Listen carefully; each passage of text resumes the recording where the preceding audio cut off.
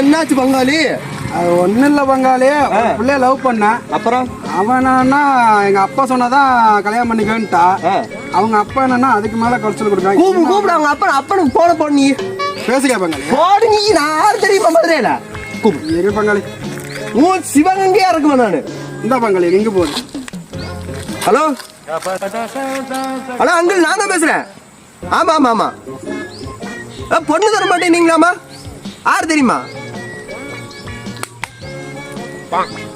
முடு இல்ல அங்கிள்.